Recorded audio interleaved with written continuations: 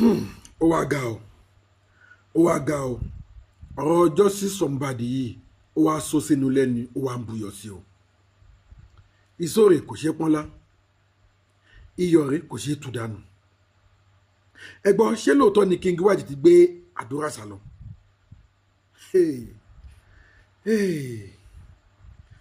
ọ̀rọ̀ Justice Somebody ojoojúmọ́ ló kàn fi ń gba ọ̀nà àrà yọ wọ́n sàn fẹ́ fọwọ́ bo justice yìí mọ́lẹ̀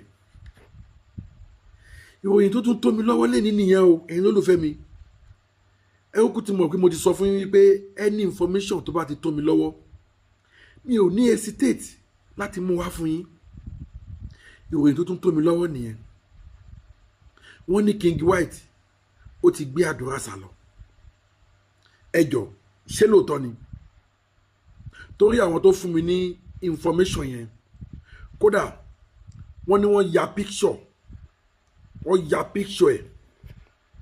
nígbà tán wà ní airport àti ìgbà tán wà nínú plane ẹ jọ̀ọ́ níbo ni wọ́n ń lọ àwọn kan ní bóyá ó ń lọ sí Àbújá àwọn kan ní bóyá ó ń lọ sí Port Harcourt ẹ jọ̀ọ́ kí ni àdúrà fẹ́ lọ ṣe l'Àbújá kí ni King White fẹ́ lọ mú ṣe ní Port Harcourt tí ó bá ń ṣe pé wọ́n fẹ́ escape kúrò ní ìlú Naija but tó bá yẹ pé lóòótọ́ ni tó bá yẹ pé lótìtọ́ àti lódodo ni King White gbé àdúrà escape kúrò ní Naija kódà mi ò rí King White bá wí o Ọlọ́run mi ò rí King White bá wí àwọn ọlọ́pàá wa lèmi rí bá wí àwọn ọlọ́pàá wa lèmi rí pé wọ́n fẹ́ fún wa ní justice àwọn ọlọ́pàá wa ni mo rí pé wọ́n mú ọ̀rọ̀ yìí ní yọ̀bọ̀kẹ́ láti lẹ̀ wọ́n kàn fi egbò ṣe gbolé wọ́n dẹ̀ ní àgbọ́dọ̀ fi egbò ṣe gbolé kára tó fi dá oúnjẹ kọjá bí àwọn Yorùbá ṣe pa lówe nìyẹn ẹ wo nǹkan tó ń ṣẹlẹ̀ lórí Justice Somebody bá a ṣe gbọ́ pé Wùnmí náà lọ sí America Embassy nìyẹn tí wọ́n dènà yẹn wọ́n ní tí wọ́n bá ṣe rere ara kì í ò yá ọbí tó o bá mọ̀ pé o ò lọ́wọ́ nínú ikú ọkọ ẹ tí wàdúrà náà bá mọ̀ pé o ò lọ́wọ́ nínú ikú ẹ̀gbọ́n ẹ jọ̀ọ́ kí ló mú yín sá káàkiri a gbọ́ pé ya Mohbad náà ń gbà yẹn ó lọ sí passport office n'Íkòyí kí ni gbogbo wọn lọ ṣe ń bẹ̀ wọ́n fẹ́ jápa ẹ jọ̀ọ́ ẹ̀yin olólùfẹ́ mi ẹ̀yin ò rí pé ọ̀rọ̀ yìí ó ti ń náwó kan mí nù ṣe rí i pé wọ́n ti fẹ́ dojú ẹjọ́ yìí bolẹ̀ àwọn key suspect wọ́n ti fẹ́ máa yọ ǹkọ̀ọ̀kan kó ní ìlú Naija wọ́n nígbà tí wọn ò bá rí wọn mọ́ wọ́n ní wọ́n máa fẹ́ wo ẹni tí wọ́n fẹ́ máa arrest nígbà yẹn and it's true tí wọn ò bá rí wọn mọ́ lóòótọ́ ta ni wọ́n fẹ́ bá ṣe ẹjọ́ àdúrà tó wà ń bẹ́ ń gbá tí ẹgbẹ́ ẹ̀ kú kò sọ nǹkan kan orí point wípé ó fẹ́ sọ̀rọ̀ òun náà ni gbogbo wa wà up to today ṣe bóun la gbọ́ wípé ó ti fẹ́ jápa yẹn ẹ wo picture tẹ́ ń wó lẹ́gbẹ̀ẹ́ kan yẹn picture bí tán ti wà ní airport nìyẹn àbí ẹ láti mọ style King White tí ẹ bá ti ẹ rí ojú àdúrà dáadáa ojú King White náà ò show dáadáa but ẹ máa rí wípé always white náà ni bọ̀bọ̀ yẹn máa ń wọ̀ bóyá nǹkan tó ṣe ń pè ní King White nìyẹn bóyá ifá tó dá nìyẹn bóyá ifá wa pé kò gbọdọ̀ wọ nǹkan dúdú nǹkan funfun ló gbọdọ̀ máa wọ̀ látijọ́ tí mo ti ń rí bọ̀bọ̀ yẹn tí mo ti mọ bọ̀bọ̀ yẹn tí mo ti ń rí white náà ni mo máa ń rí lọ́rùn ẹ̀ mo ní abájọ tí wọ́n ṣe ń pè ní King White bóyá ifá tó ń dá fún nìyẹn at least ẹ̀yin tẹ́ ẹ dààmú dáadáa tẹ́ ẹ bá ti ń wo pípíṣọ̀ yẹn ẹgbẹ́ yẹn ẹ ti máa mọ̀ pé òun náà ní airport náà wà yẹn tinú plane yẹn ò show dáadáa òun ni ò jẹ́ kí n rí capture but ẹ máa rí pé inú plane ni wọ́n wà ó ga o ẹ lólùfẹ́ mi ẹ jọ̀ọ́ ẹ bá mi share fídíò yìí ẹ jẹ́ kí àwọn olólùfẹ́ wa tó kù kọ́ rí ibi tí ọ̀rọ̀ Justice Somebody ń lọ kọ́ dẹ̀ máa rí ibi tó gbé dé ẹ bá mi share fídíò yìí ẹ jọ̀ọ́ fún àǹfààní ẹ̀yin tẹ́ ẹ ti subscribe ẹ jọ̀ọ́ ẹ bá mi subscribe sílẹ̀ Ẹlẹ́yẹlé Global TV káta máa jẹ ìgbádùn ètò yìí mo rí bẹ́ẹ̀ èèyàn ṣe ń subscribe Ọlọ́run mo dúpẹ́ lọ́wọ́ yín gan ẹ ò kúkú ní sọmọ nù bí òkò ẹ ò ní rí gbé sọnù bí òṣèbí ọmọ ọwọ́ tẹ́ fi tẹ subscribe yẹn wàláì owó lẹ́wọ̀n máa fi kà ẹ̀ ní fi gbókò ọmọ sí lágbára Èdùmàrè gbogbo àwọn èso tó tara yín jáde wọ́n á yàn wọ́n á yanjú wọ́n á di ọmọ ológo nínú ìdílé yín lágbára Èdùmàrè. Ẹ bá mi share kẹ́dẹ̀ bá mi subscribe. Kí ni nǹkan tí mò ń bá lọ? Wọ́n sáfẹ́ da ọwọ́ bo justice yìí. Ta ni ẹni náà tó lágbára ju ìjọba lọ? Ta ni ẹni náà tó lágbára ju president lọ?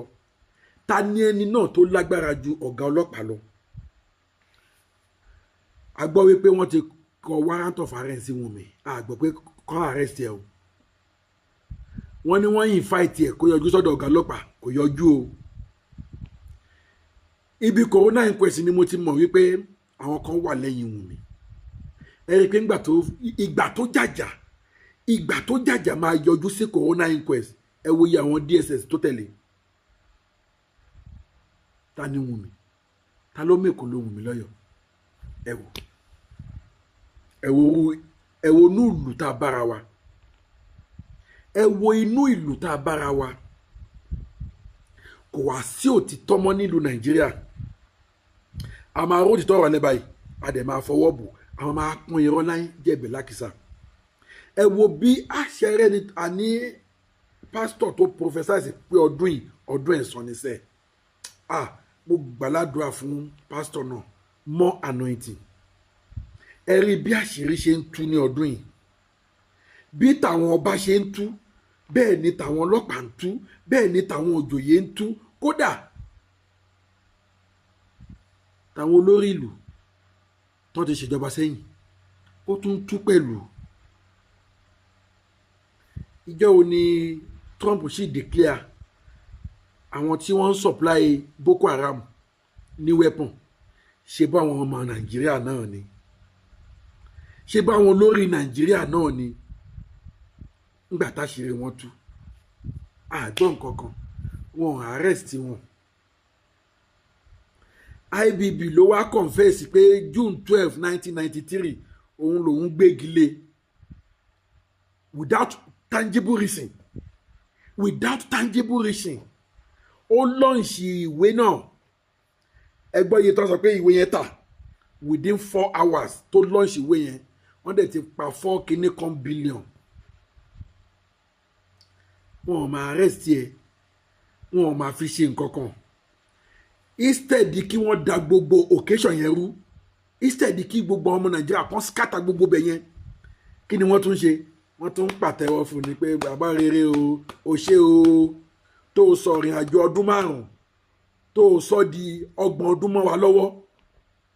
Ṣáàtì ẹ̀ tí mọ̀gbà tó tiẹ̀ máa tó ní ìyanjú ni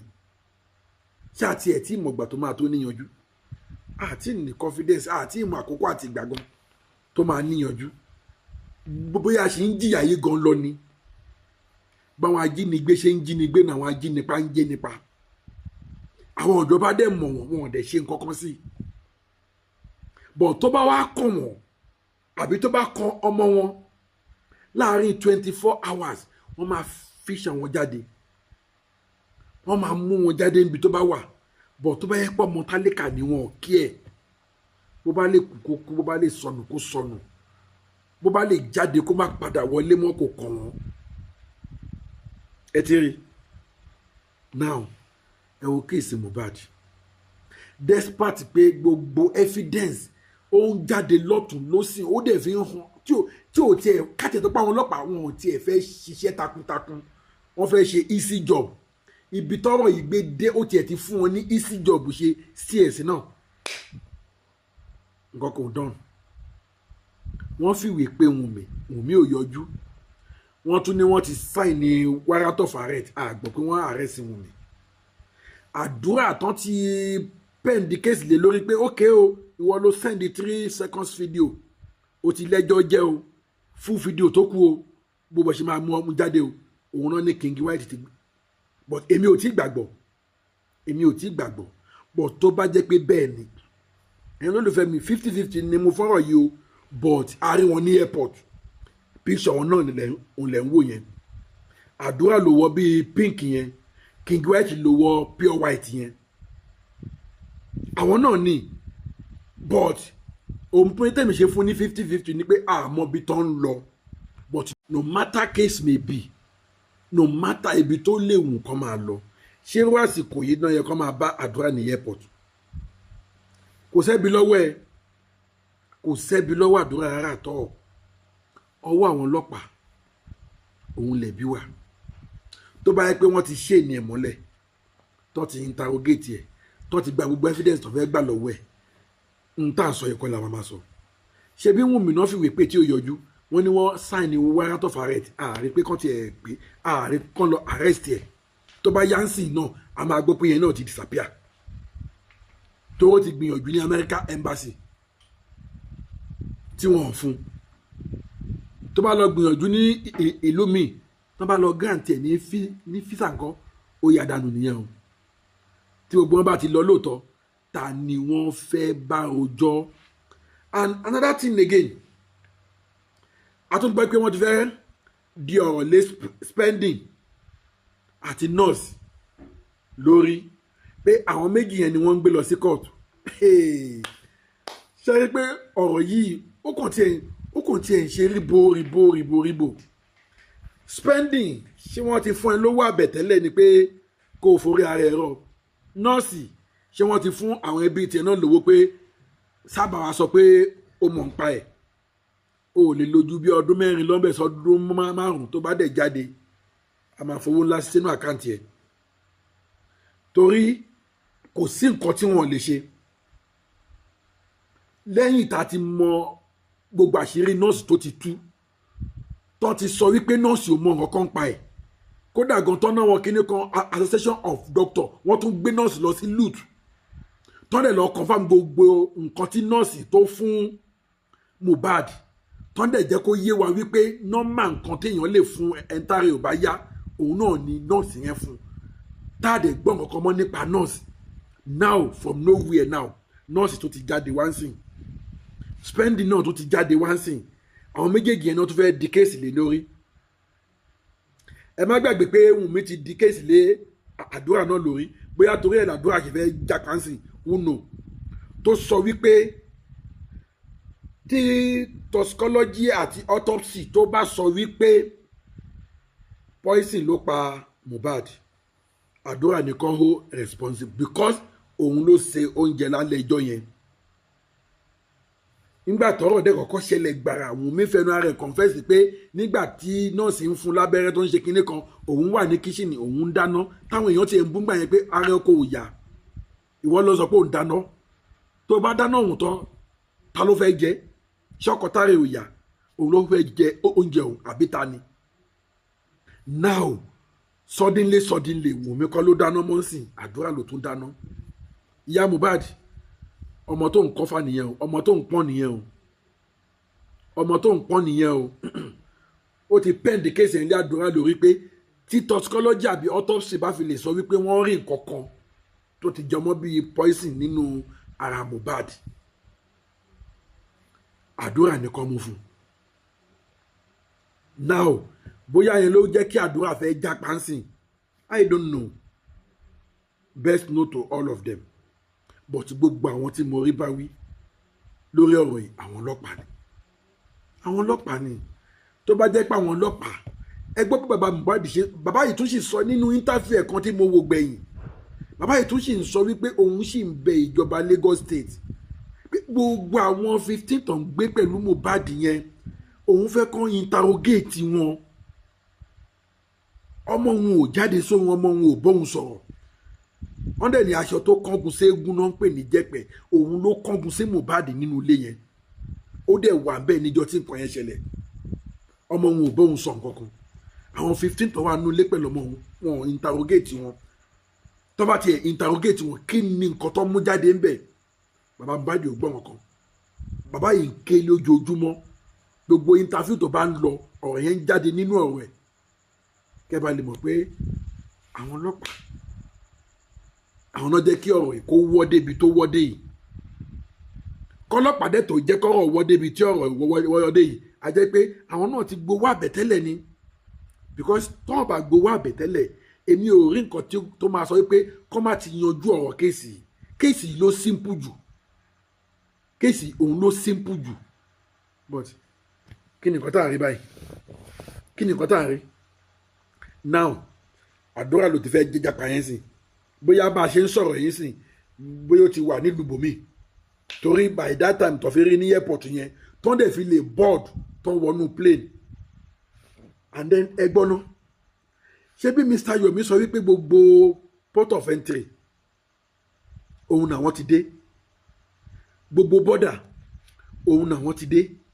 àwọn dẹ̀ ti list orúkọ àwọn tí wọn ò gbọdọ̀ jẹ́ kán jáde ẹjọ́ ṣé orúkọ àdúrà ò sí nínú wọn ni at least àdúrà sì wà nù suspect ó dẹ̀ máa wà nù orúkọ tí Mr. Yomi máa tender ní port of entry àti gbogbo border now adẹ̀rádùrà ní airport kódà àtúnrẹ́ nínú plane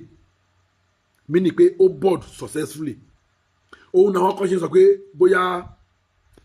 Àbújá ló ń lọ àbí Port Harcourt ló ń lọ wẹ́ ìwádìí sì máa tó fi sún wa bá a ṣe ń yọ so òun la ṣe ń yọ ọgbọ́n tó bá jẹ́ pé Àbújá náà ló ń lọ a máa mọ̀ tó bá dẹ̀ èpo ti out of Nigeria ojú gbogbo náà ló máa ṣe but tó bá jẹ́ bẹ́ẹ̀ àwọn ọlọ́pàá lè mi hold responsible I'm telling you àwọn ọlọ́pàá ni mo hold responsible ẹ̀yin olùfẹ́ mi information tí mo gather nìyẹn tí mo ní kí n sáré wá fi tó ẹ̀yin olùfẹ́ mi létí pé King White ó ti gbé àdúrà ó ti gbé já bẹ́ẹ̀ mi ṣíṣe gbọ́ as at today bóyá Àbújá náà wá ń lọ gẹ́gẹ́ bọ́n ṣe ń sọ bóyá Port Harcourt ni bóyá Abidjan ni àti Mumbai and then wọ́n lè ti fẹ́ di ọ̀rọ̀ lé spending àti nọ́ọ̀sì lórí if care is not take wọ́n gbé wọn lọ sí court bóyá wọ́n ti bribe àwọn yẹn náà pé ẹ sábà wá ru ẹrù kéèsì àwọn tó yẹ kán gbé lọ sí court àwọn tó yẹ kó wọ́n ti interrogate ọlọ́pàá wẹ́ nǹkan tẹ́ mọ̀ tó dá mi lójú gbangba ni pé Ọlọ́run ò tí ì dá ẹni tí ò lè mọ̀ tí adájọ́ ayé ò bá dá dáadáa tọ̀hún á dá ẹni ló fẹ́ mi a ò ní rí jù báyìí lọ lórí ọ̀rọ̀ justice for Mohbad ẹ jọ̀ọ́ ẹ bá mi share fídíò yìí kẹ́lẹ́ bá mi subscribe sí Eleele Global TV fún àǹfààní ẹ̀yin tẹ́ di subscribe ó yá ẹ subscribe kájọ máa jẹ̀gbádùn ètò yìí gbogbo ẹ̀yin tẹ́ di subscribe mo dúpẹ́ lọ́wọ́ yín iná ò ní tán wọ́n yín o àbùdí ń tó lókun àbùdí ń tó lọ́sà ọwọ́ yóò ní kọ ìsàlẹ̀ àpò mo tún ń padà bọ̀ ire o.